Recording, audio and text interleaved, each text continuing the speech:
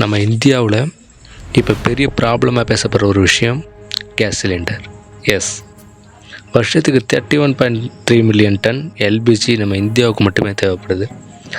இந்த 31.3 million ton எல்பிஜியில் 62%, அதாவது 62% east கண்ட்ரீஸ்லேருந்து தான் வருது. அதுலேயுமே குறிப்பாக சொல்லணும்னா ஹார்முஸ் ஜலசந்தி வழியாக தான் அனைத்து கடல் போக்குவரத்துமே நடந்துக்கிட்டு இருக்கு. இப்போ இந்த நேரத்தில் ஈரான், இஸ்ரேல், அமெரிக்காவுக்கு பெரிய போர் நடந்துக்கிட்டு இருக்கு, நம்ம எல்லாருக்குமே தெரியும். இந்த பகுதியிலேருந்து வரக்கூடிய அத்தனை கப்பல்களும் நிறுத்தி வச்சுருக்காங்க. அங்கேருந்து வரக்கூடிய நம்ம இந்திய கப்பல்களும் இன்னும் வராமல் இருக்குது. இந்த சமயத்தில் ஈரான் கவர்மெண்ட் நம்ம இந்தியா கவர்மெண்ட்டுக்கு மட்டும் இந்திய கப்பல்கள் மட்டும் கடல் போக்குவரத்து பண்ணிக்கலாம் அப்படின்னு சொல்லியிருக்காங்க. இதனால் சவுதியிலேருந்து 1,35,335 மெட்ரிக் டன் கச்சா எண்ணெய் நம்ம இந்தியாவுக்கு இன்றைக்கி வந்திருக்கு. இன்னமும் வரும் அப்படின்னு சொல்லியிருக்காங்க.